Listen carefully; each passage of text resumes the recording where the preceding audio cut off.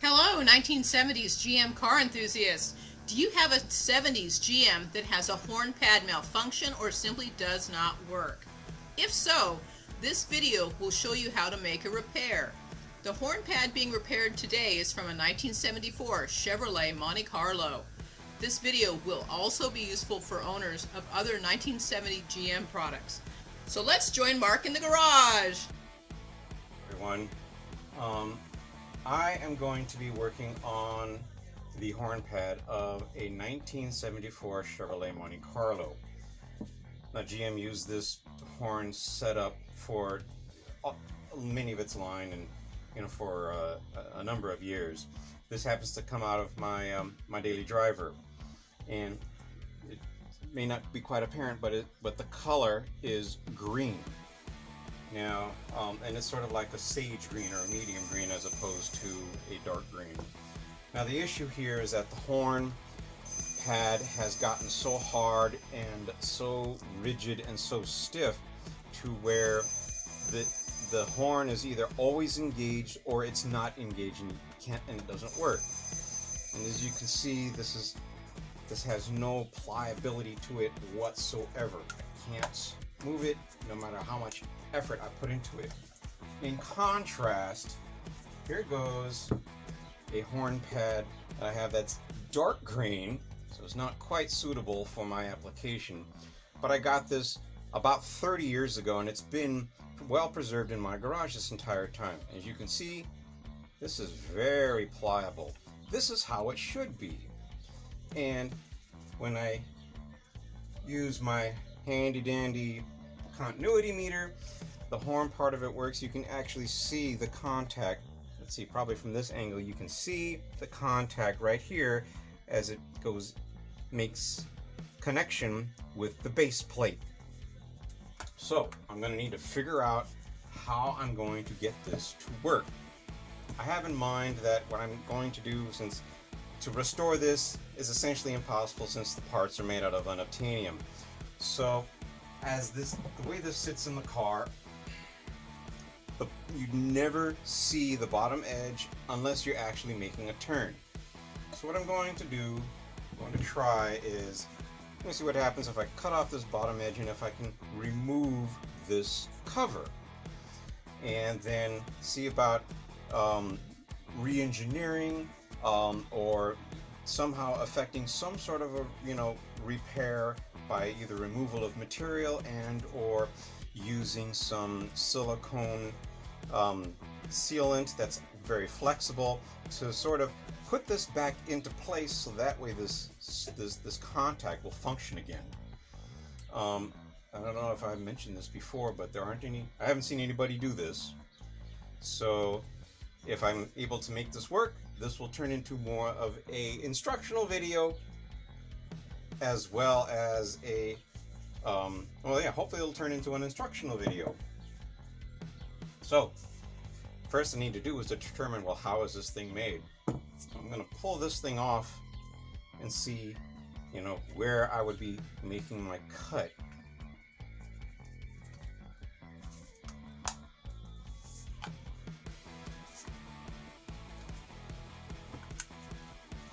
Gee, I wish this thing would move. That it was that pliable, man. It would make life so much easier. Okie dokie. So I can already see it looks like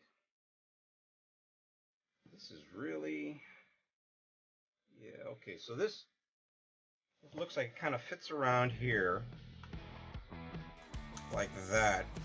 So what I'm going to do is I'm going to cut along this line here and then along this back edge. So on the actual piece, here we are. So I'm going to cut along this line and then along this back edge here, all the way across, and see if I can remove this cover. So I'm going to get started here with my handy dandy Dremel.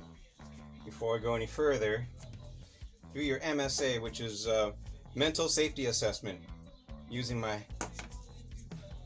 eye protection and hearing protection. These things make a pretty good whine, and if you're using it, like say for 10 seconds here or there, is one thing, but extended periods of time you could suffer some hearing loss. I want to continue to hear my music for as long as I live, so I'm going to be using these.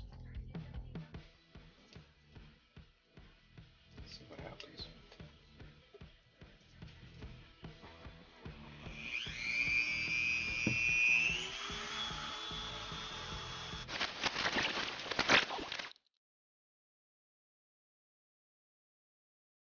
So I may have to go and actually cut along the upper edge now. Okie dokie then. Now, just as a quick observation, this thing doesn't work, so it's broken. So what's the worst I can do is break it. Anyway, let's see what happens.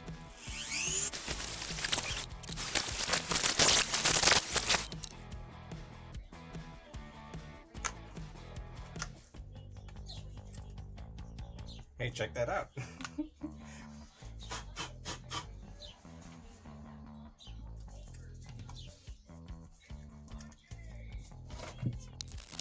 How about that?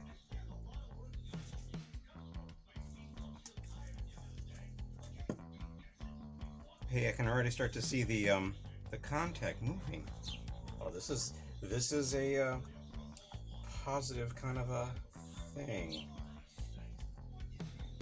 Let's see. Well, I'm having trouble with the top part. Okay, I'm going to try something that I hope will work. I'm going to use a heat gun on this top part, maybe help to soften it, and then see if I can ply it apart. Edge a little bit. And you know, at the risk of being redundant, I'm going to state once again, this is my first instructional video. So I didn't realize that it was hard to see some of the stuff that I was doing. So I want to give you a closer look here. This is the line along which I cut. Actually, let me show you what. This is what it looked like when it was when I didn't cut it. So there's a line right there, and started it right there, and then I brought it up and around this lowest edge. So you can kind of see, you know, I started right there. I brought it up and around that lowest edge, all the way across to the other side. Now, as I'm pulling this apart, I'm seeing, hey, looks like there's a spacer here and a spacer there. Once I get this cover completely off, I'll be able to assess this much better. But so far, this is I'm pretty optimistic that this is going to work out. So the next step will be to heat this up, heat the top edge so that it becomes pliable. Using heat will soften really aged vinyl, but only temporarily. One of the issues that caused this to fail is that the vinyl cover actually shrank over the decades, and as it shrank, it got tighter and tighter around the structure of the horn, and so as it got tighter, it then caused this to most of the time stay engaged. In any case, let's give that a shot. Alright, so I got my handy dandy trusty heat gun. So what I'm going to do is I'm going to heat up this edge just enough to try and soften it, so that way I can pry this cover off all the way and off of the outer edge of the base for this horn. So let's see what happens. And this is one where I don't need my handy dandy eye protection, but I may want to opt to put on hearing protection.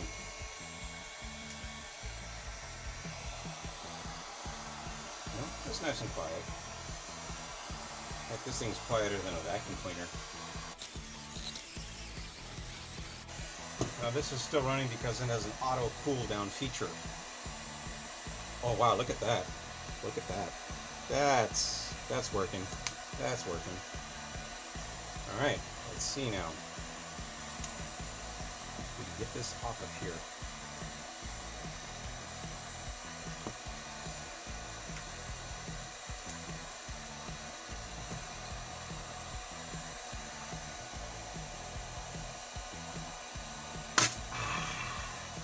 There we go.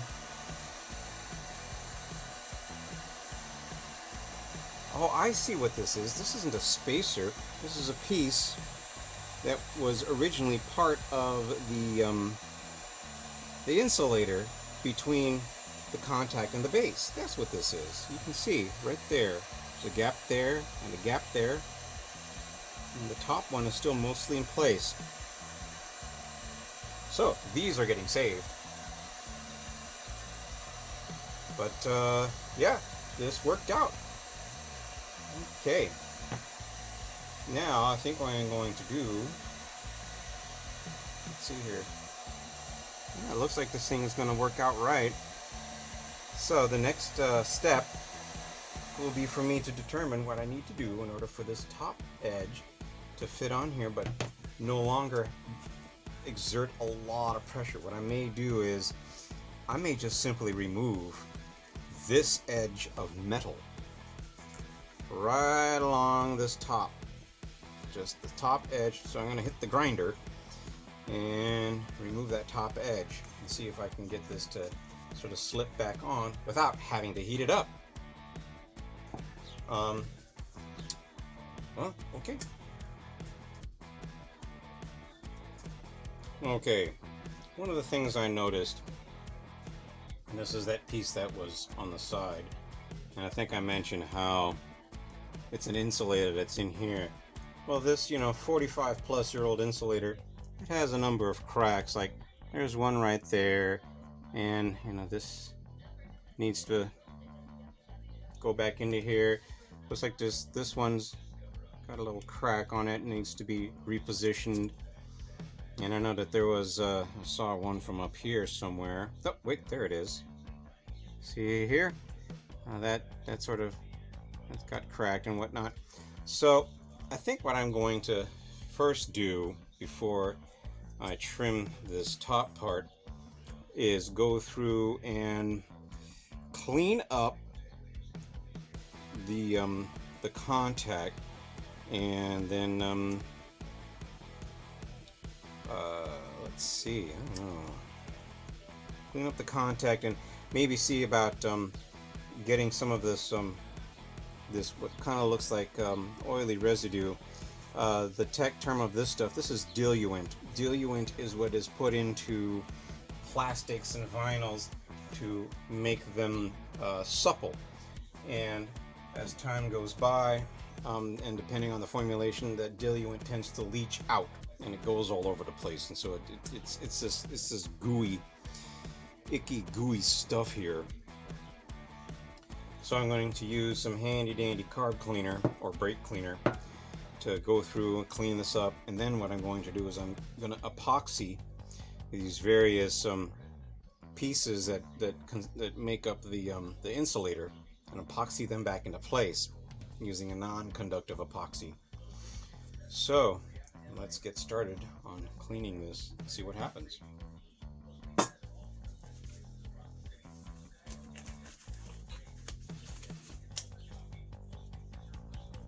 MSA, this stuff can sometimes spray where you don't want it to go. You know what? To do this right, to have this actually work the way I want it to, I'm going to have to remove this contact and get underneath it with some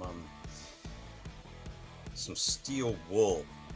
Now this contact is held in place on one side with the insulator, looks like it's heat welded or heat riveted.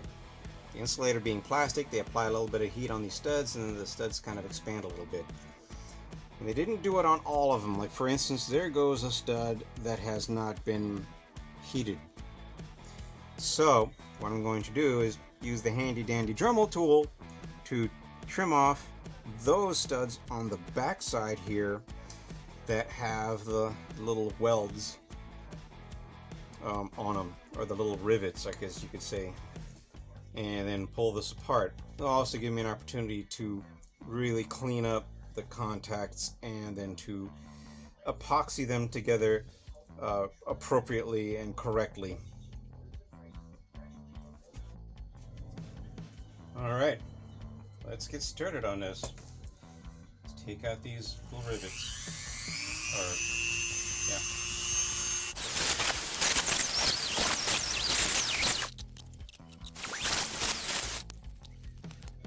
Well, the rest of these seem to be pretty well done, except for this one guy. Come on now. There we go. Oh yeah. Good choice.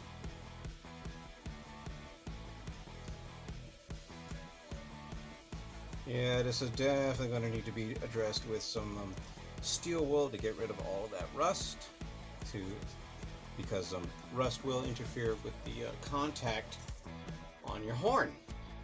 If surfaces are rusty, electricity doesn't travel through rust. So here we are. Let's get to work. Alright, before I tackle cleaning this, I'm going to remove, carefully see about removing these pieces of insulation which belong on here. Like this goes there, this piece goes right there. You can see there's a piece here missing, but I still have it.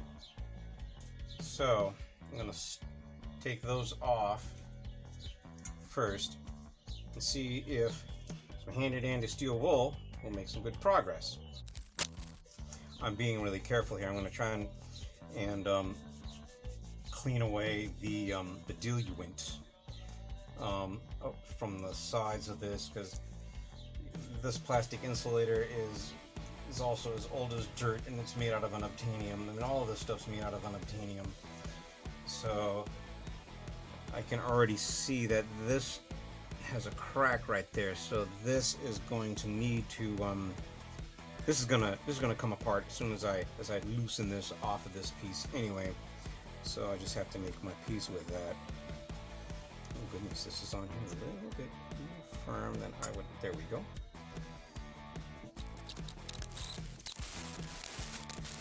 It's looking pretty good. Maybe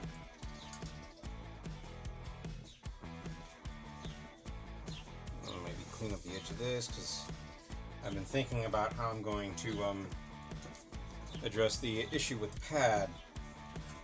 Actually, this would be a good time to see about getting this to work and to fit without that, so that way that contact doesn't get damaged. So what I'm thinking of doing is grinding away this upper edge right here.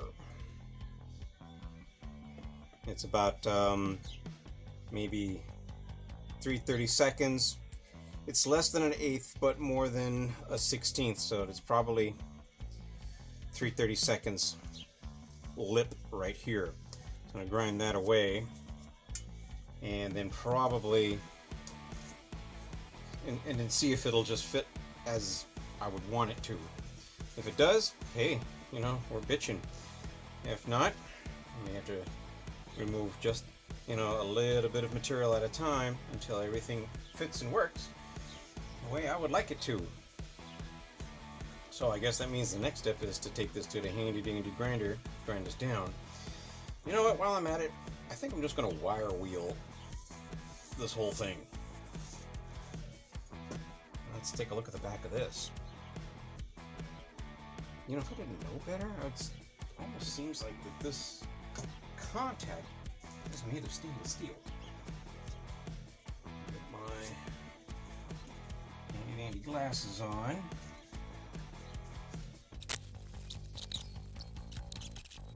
Alright.